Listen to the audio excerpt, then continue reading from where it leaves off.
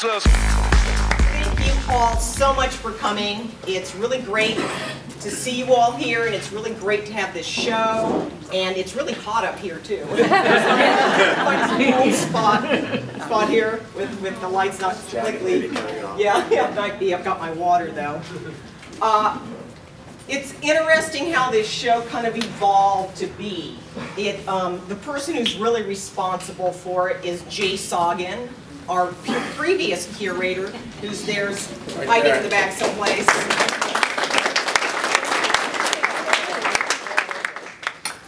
And it was his idea to put the two of us together and have this exhibition. And it's interesting that, like, Chris usually works pretty large. Well, you've worked small in the past, but you're big. Don't like it. Yeah. I need aerobic painting. Yes. And he's, a tall guy.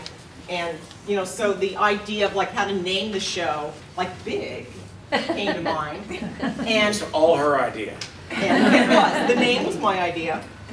And I've been working very small on an intimate level and almost like a book-like format, and so I'm little and I'm not as tall. Yeah, he's trying to like shrink down. Nah. And then we did some collaborative pieces. We worked on 3 collaborative pieces. Mm-hmm. 2 are barking very loudly in your studio. They're still, they're unresolved. Yes, unresolved. And so that's where the title of the show came. Big Little Both. And Chris and I, how long have we known each other now? When Decades. Yes, a long time. When I got hired at Coastline to just take over Tim Clark's life drawing class because he was on something. And then you guys hired me. Yes.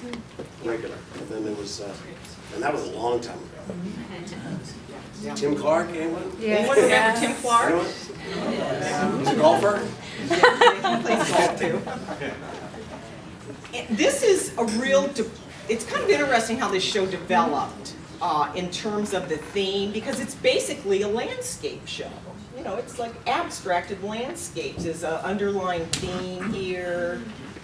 And it's disturbing that I'm thinking that it's landscape because I'm a figurative painter. I mean, that's what I was trained to do. That's what I've done for 30 years now. And to give up the figure because my kids have moved on, and where are you going? Just I need my little anchor right here. But to let the figure go is really disconcerting, but it made sense. Just in the last 2 years, it's made sense. My son is at NYU, and my daughter is applying to medical schools right now, so they're both audios. Of course, then my wife decided we needed another puppy, so now I feel like I'm carrying a grandkid or something.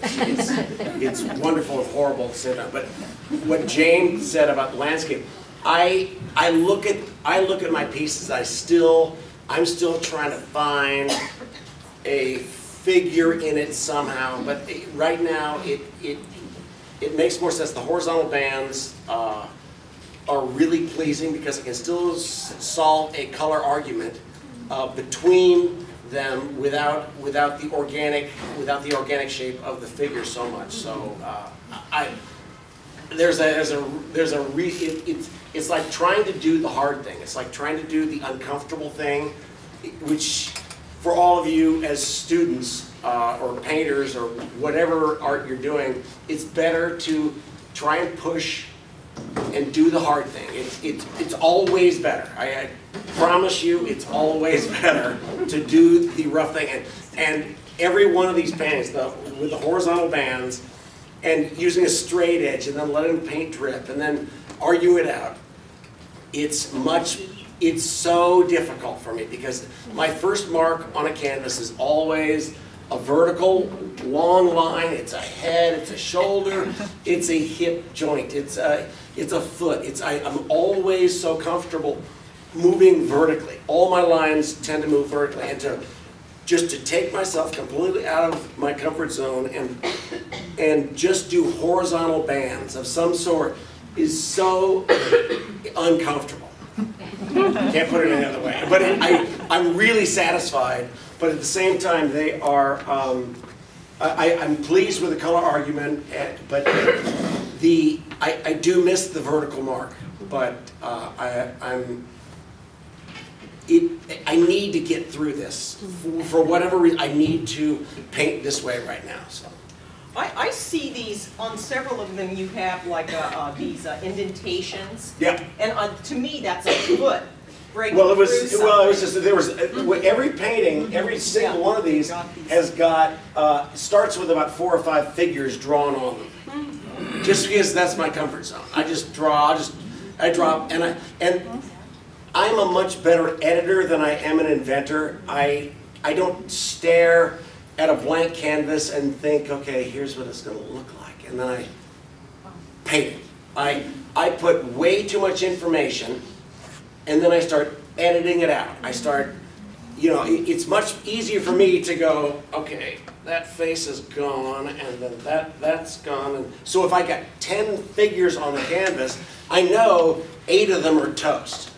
But 2 of them are going to hang. I don't know which 2 are going to be hanging, so at the end of the day, or at the end of the week, however long it takes me to paint, I know that eventually I'm going to be blocking them out with big bands of color, big areas of color, and eventually only 2 or 1 figure. For a while it was 3 figures because my father had gotten sick, and my son had gotten bigger than me, and I felt like everyone was growing older but me. And so those figurative paintings were all about trying to find some sort of balance. So I always knew there was going to be 3 figures. But my point is, I'm much better, or at least I'm much more satisfied when I have too much information and I start editing it out, as opposed to putting things on, you know. And so with our collaboration, that was another discomforting thing. Yeah, it was. Yeah. She would show up with this piece of paper and they'd say, I mean, it would be really courageous, so I didn't have a wife who was thinking, that would be seriously Let's be honest. Yeah, I painted in the garage. I painted in, you know, in freezing cold, you know, industrial parks in Fullerton, you know, where it's just cement floor. Now I have an industrial park in Costa Mesa, and I've got carpet on the floor. So, you know, but thank you very much. That's very sweet. It's true. It's true. I mean, you know, it's like for any of us, like you're doing something, you're getting results that look good to you, that you think have aesthetic qualities that are resolved, or it's working somehow for you, and then to change that up. It's a deal. My sensibilities haven't changed. I'm old enough now that I trust when I've gotten to a point in a canvas, when I usually hang 3 or 4 or 5 canvases in the studio at the same time, I get to the point where I say, I like this. If I like it, I've been successful enough, I've been lucky enough that I'm figuring somebody else likes it. That's all. I mean, I'm not saying, oh God, the gallery wants more green paintings. I got to paint more green paintings. It's more I like the drip, or I like the mark, or I like it getting dirty, or I like the painting in that way. I rack it and I just forget about it. So this is what's so great about this. I mean, the way that David hung the show is not only hanging with Jane, which is just a delight, you know, and I own, as a collector, I own 4 of her pieces. 3 in my Laguna house, and then my wife and I, we have a small apartment in New York. So I've got one of her big pieces in our New York loft, and I'm very lucky.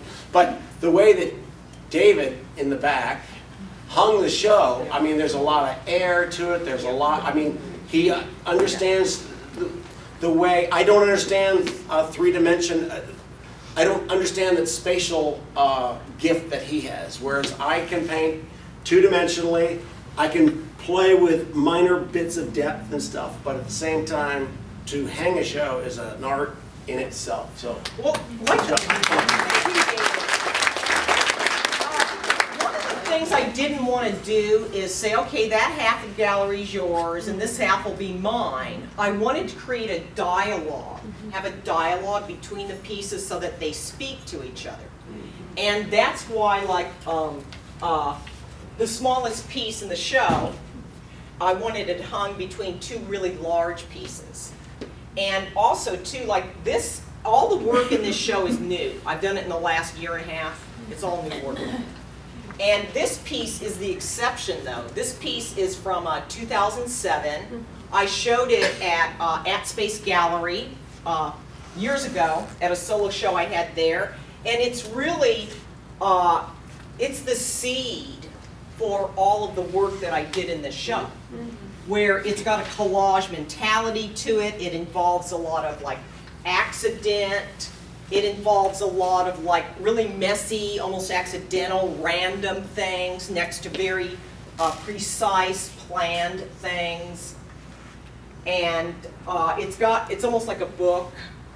Like my materials are recycled aluminum lithography plates that print the kind of stuff that you throw away when you get the Sunday Times. You know, all those ads?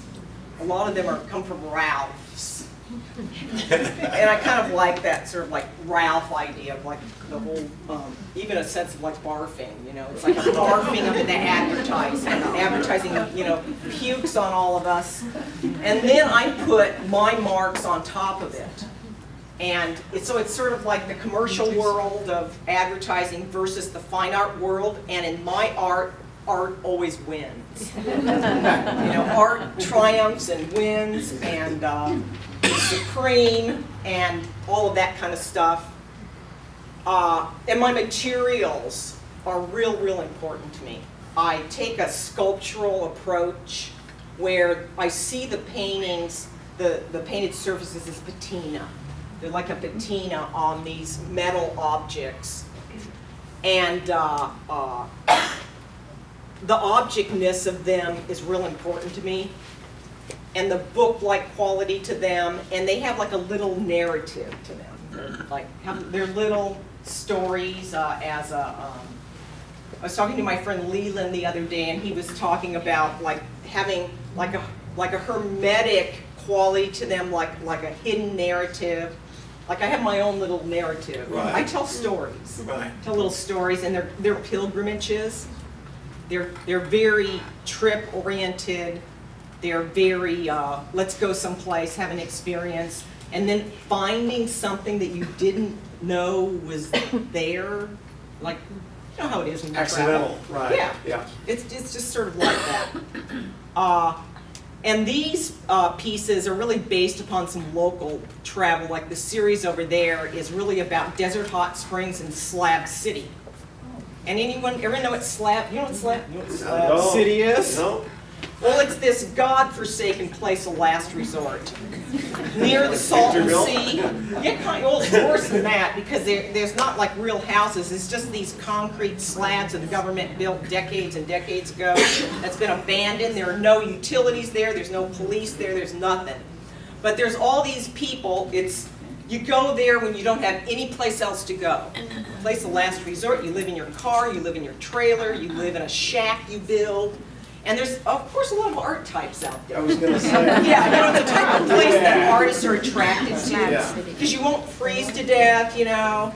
It's this kind of like loose community there. And a friend of mine was making a film out there, and she put on this old wedding dress, all ripped and nasty and stuff. And she put on her river raft sandals. She got a pitchfork, and she started stomping around Slab City. You know, and so that was sort of the inspiration for the work, that particular series. It's like the promise of the desert, the promise of a place of last resort, all that kind of thing. There's a place out there, out in the desert called Holy Mountain. And there was an article a few weeks ago in the newspaper about this guy that lived in his pickup truck and painted this hill with all these bright colors and stuff. And, you know, it's like Resurrection Mountain, and that there is so, like we live in Orange County, and, you know, like I live in Huntington Beach, you live in Laguna, and it's really nice and everything. And then you start, yet it's the desert. Right. We're here in the desert. And so you go just out, just a little ways out, and go on some of the, you know, little towns. And, you know, anyone ever been to Thermal? The biggest thermometer in the world. You know, it's just Baker, or is it Baker? No, it's Baker. Baker. And there are some really strange things out there, and you never know what you're going to find. And I sort of also see my work as an archaeological midden in a way, because I do something similar to you, where I layer things, take things off. You paint them over, I remove them, like physically. Right. Physically remove them, so it's got sort of this like midden quality. Like middens are like what archaeologists call like trash heaps from, you know, 40,000 years ago. And that's where you find out the most about a culture, is from their trash. You know, so I'm really interested in my own trash and my mental trash. And, you know, you cover yours up, and, you know, I just like dissolve mine. I cover mine. You're so much cooler than me. It's I'm taller. That's all. No, my work, I mean, these things are all postcards. I mean, so that's the idea, that they're postcards from or to artists or places that just strike a chord with me, and I don't pre-plan it.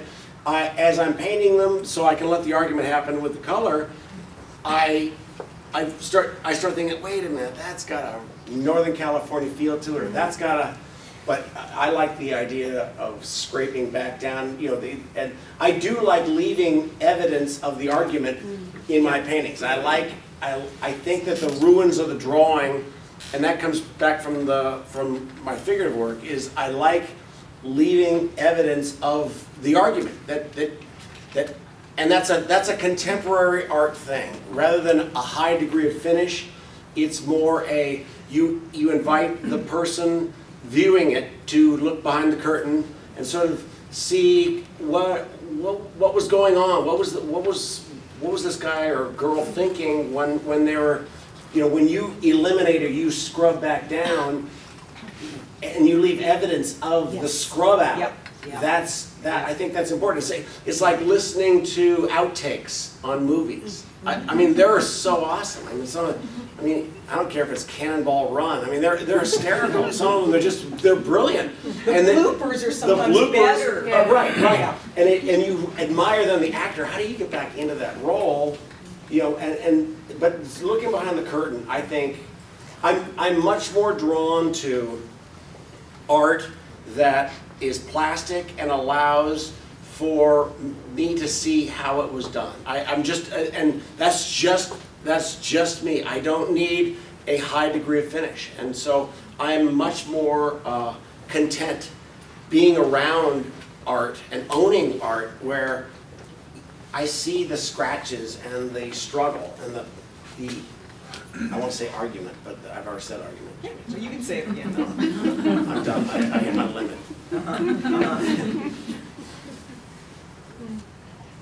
Questions? No. I like the way you describe it as like the argument of the color. Right. Well, I mean, there's certain. There are certain. Obviously, I'm in sort of gray on gray with black. So there's the area of highest contrast is probably right about here, where my neck goes red to my blushing face. So if that were intentional, your eye would go to my face first. The eye goes to the area of contrast, the highest area of contrast first. I mean, that's how. But when you look at something, your eye goes to the area of highest contrast first, and then it meanders around. And it's where the meandering happens that I go into, because I'm in New York a lot, I go into the MoMA, and I get to see the permanent collection on the 6th floor. And you go up there, and because I'm a member, I get to go in a half an hour before everybody else, you know. So you run in at 10:30, boom, and you go up to the 6th floor, and you're alone. I mean, there might be 3 other people there. And you'll run into a de Kooning that you thought you owned mentally. You owned, and you'll just see it because you now know it so well. You'll just poke around, all of a sudden you'll see something you never saw before, and the painting takes on a whole different tenor, and it tastes different. So, and that's that's where contemporary art, it forces the responsibility back onto the viewer, that you have some duty to, it's not a soapbox yelling at you. You know, it's not an advertisement. It is demanding some dialogue from you. Something I'm kind of interested in doing in my work, I guess I'm very interested, is trying to create a marriage between abstraction and figuration. And like some interesting problems come up when you do that. Like, are you going to create like an abstraction as like a stage setting for the figurative element? You know, as I had a long discussion with a friend of mine about this the other day. You know, like what's holding up the other? Yeah, like what type of, and it seems just as you draw a horizontal line on any picture plane, and oh, it's a landscape. That could be, you know, or a vertical line. Oh, that's a person. You know, that's figurative. You know, about like abstraction and a figurative or narrative aspect about how can you get them to like change roles? How can you like make like the abstraction be the figure and maybe the figurative be the background, about trying to play with that and some... Is there vodka involved in this discussion? I'm more of a wino. Trying to make the picture plane do something, else, like surprise myself. For me, when I look at the abstractionists that I like the most, Joan Mitchell, you know, Diebenkorn, obviously, the Albuquerque series of Diebenkorn, they sort of, because anytime you do what you call figuration, anytime you do anything that's organic, you know, anything organic is growing from inside, outside. So it generally has rounded, it's got curves that generally bulge. They don't come in this way, and they're not rigid. So anytime you make something organic, you give it some muscle, you give it some something that's growing. I mean, a leaf, anything. As it moves outward, you've got these soft diagonals that work. Right away, the vertical is lost, and the strong, you know, and it's all these dynamic diagonals. And so it's that's a good argument, because I have no idea. The artists that I like the most, I mean, you look at Motherwell, you know, it's just it's like, okay, you win. You know, damn it. You thought of it first. Exactly, and you milked it so many times. The elegy to the Spanish. I mean, how many of those are out there, for God's sake? They're great paintings, but... A lot. Well, someone who I really, who's really influenced me has been Paul Richter, and he's got these abstract paintings that you look at me go, oh, that's an abstraction, can't you see? But he doesn't call them abstractions. He says that they are naturalistic paintings of brush strokes. You know, and that like, you know, it's a word game. Yeah, right, semantics, yeah. But it's a pretty interesting way of looking at abstract art. It's like, this is not an abstraction.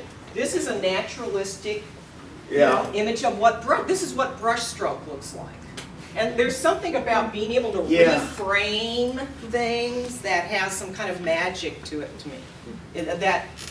That's transformative power of art that, you know, that's what I do this for. I agree. I got, in fact, that painting right there is, it was hanging in my studio, and my best friend, the guy I surf with, I've traveled all over the world surfing with this guy. He late in life has had 2 kids, and so his life has changed abruptly. And he says his name is daughter's name is Juliana, and I forget his son's name. Anyway, he said, can they come by, because he's lost his job. He was very successful. he's in the contracting building business, but he'll get a job again. But his wife has done very well, so they're fine. But he says, can I swing by the studio with the kids? I said, yeah. So I've got pictures of them coming up to that canvas, and I just squeezed out some color onto the canvas. I said, I got that whole low area that I didn't know what to do with anyway, and it was about their height. And I handed them brushes, and to watch them furiously just slathering it around. And I took picture after picture, and he's blowing one up. He thinks it's the best thing. But it's literally only about brush mark. They didn't ask me one time, how do I draw a... They were just like, just as vigorous as they possibly could. It was just joyful. It was, and I thought, oh, and of course I wiped out almost everything except for some blue-green down the lower left because I knew I needed a strong orange down there. But I was gonna cover it up later, but at the same point, it was like, oh my God! And I just sat back on my couch and just watched these kids going batshit crazy on a canvas of them. It was just so much fun. And Dave's like, are you sure? Is this cool? And I said, yeah. I mean, I can cover up, I can scrape over, I can, all they're doing is helping. If worst case scenario, it's just a cool underpainting. But I put purple out there, and I put a few colors, and just from the tube, just squeeze it onto the canvas so there was plenty of paint. They didn't have to dip. And then it was brush marks. All it was just vigorous. Two little Asian kids side by side, just little Vietnamese kids just making it unbelievable. So it's really favorite picture. Yeah. Does anybody have any questions they'd like to ask Chris or I? A couple people have asked me about well, how do you do these things? And their layers of stenciled, regular painting.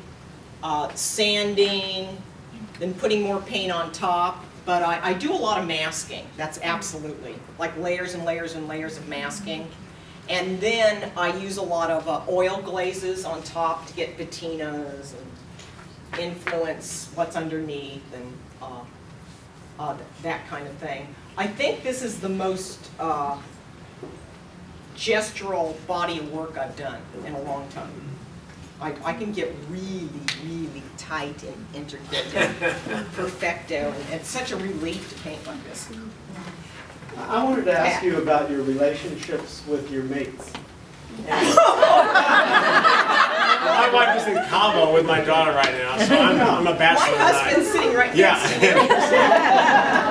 I think it's important to recognize, and I always try to bring that into the mix, the notion of what this relationship is with someone that I'm with, that is patient with what I do. Having a husband who is really interested in art and is a very creative person himself. My husband writes. When we were dating, he'd write me poetry, and he's a good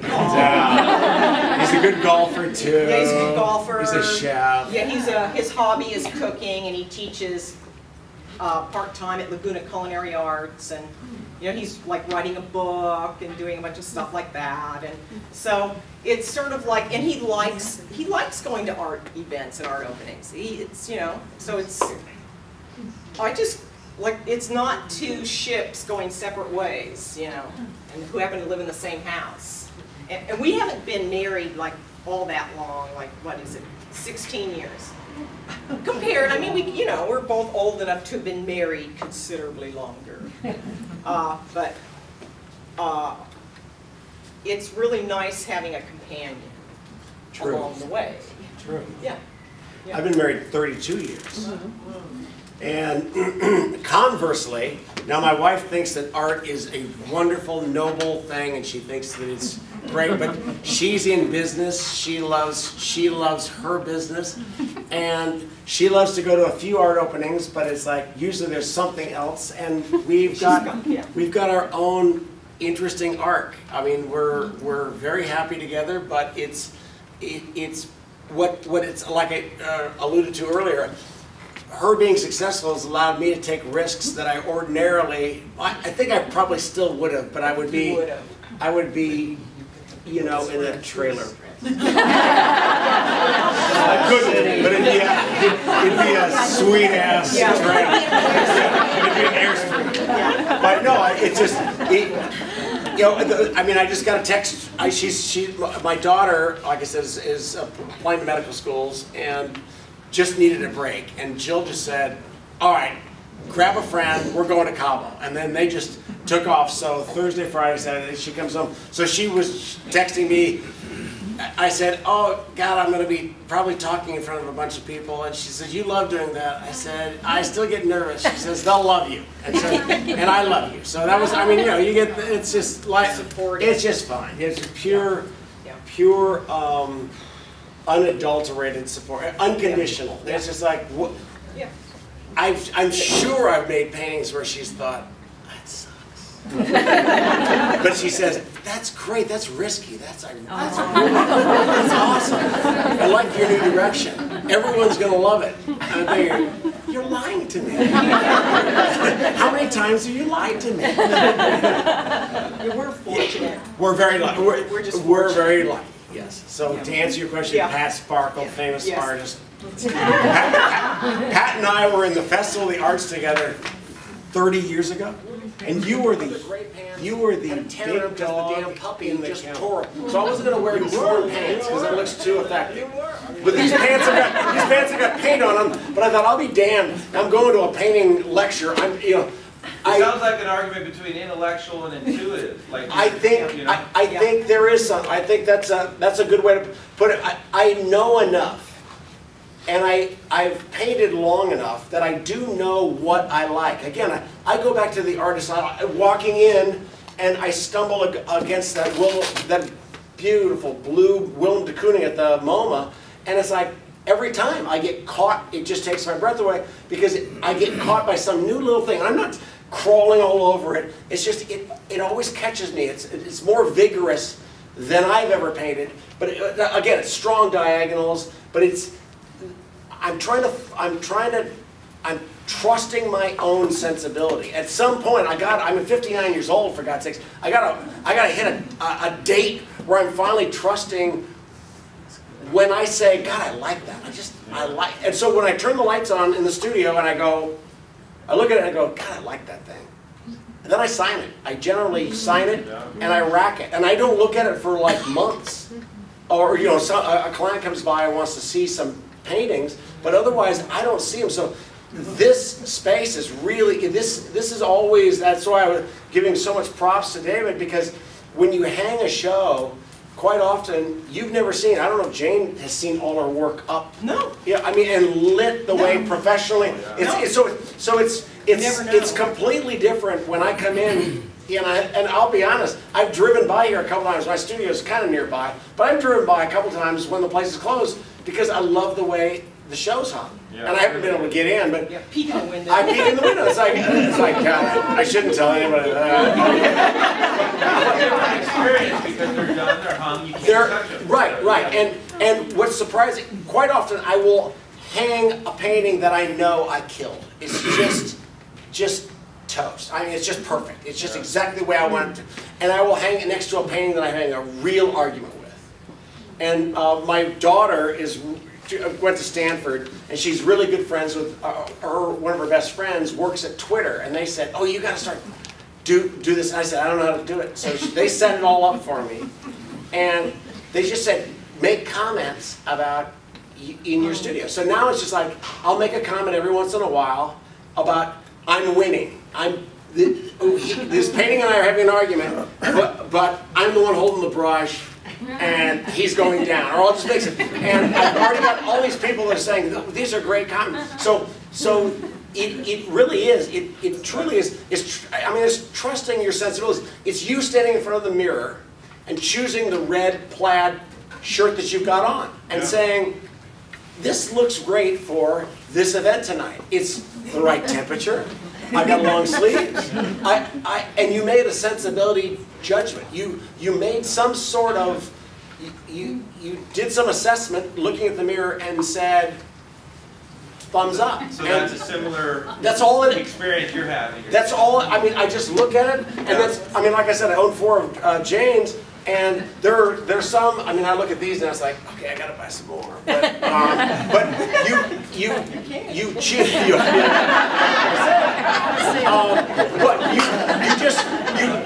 we're all more educated than we think we are when it comes to the visual arts. We all are, because you're not seeing crap out there. You're not seeing posters and movies and movie ads and advertisements in magazines. They're done by the very best designers. So you're already really educated, and so you can trust your sensibilities. I mean, from the haircut to the glasses to the shirt to the whatever choices you make, you're not coming out from an area of naivete. I think it's trying to go back towards naivete. I mean, I think that's what I like. I like sometimes moving paint around with my left hand because it's more ham-handed and it's clumsier, and I stop being so prissy. I stop being so correct. Oh yeah, I can articulate a right hand, and and rather than do that, I'll purposely make something clumsy just to try and find a balance that suits me. So, I hope that answered the question in a long-winded way. Pat, No, go ahead. another personal question. Again to Chris, as to your technique, since you're working in oil, and since your studio, I guess, is Costa Mesa, kind of close to the beach, and you've only got like 3 canvases or 4 canvases up that you're working on at any given time, what's your take process-wise in terms of wet on wet versus what obviously looks like it dried and you laid it over? Well, there's certain times that, and I'll use this as an excuse, especially when the waves are good, it's like, oh, paint's too wet, I gotta surf. But there's sometimes you want the paint to be wet. I use Galkid, Gamblin's medium generally. I follow the rule from lean to fat. I usually start with a lot of turpentine for my first colors. I just get it, but of course then I can't paint on it for a little while. But if I'm going with a really warm base, I'm starting with an orange underneath, I can drop yellows over that, and so I wouldn't want to go with a blue over it because all of a sudden I just killed whatever color I've got. If I wanted the blue, I would wait until it dried, put a blue over it, and of course then that's a really high that's a complementary contrast. So then I would be, I want to be fairly clear about where I want that blue to go, like that, because that's the area of highest contrast. Yeah. So I play with my colors. I'll generally start with, okay, this is going to be a cool painting. I'm starting out with blues and greens, and so you can paint wet into wet all day long. But if you want to drop a real clean color and you don't want it adulterated by its subcolor, you have to wait for it to dry. I mean, but Galkid dries it's tacky by the next day. Yeah, I mean, it's awesome. It's a great medium. Yes, Liz? Do you feel like your work hanging next to each other will influence you going forward? Oh yeah, I'm stealing ideas as we speak. The conversation on your own canvas, your own dialogue, but then when you get next to something like this, the dialogue changes a little bit. So then I wonder if that makes you think in a future different, Well, I'll answer first. Well, Jane, I think it's number one. I think these paintings are mine and Jane's are both just stages. I don't know what I'm working towards. I still start every canvas with a figure. I mean, that's what I was trained to do. I still make a vertical. My first line is always from here to here. It's never this. And I have to force myself.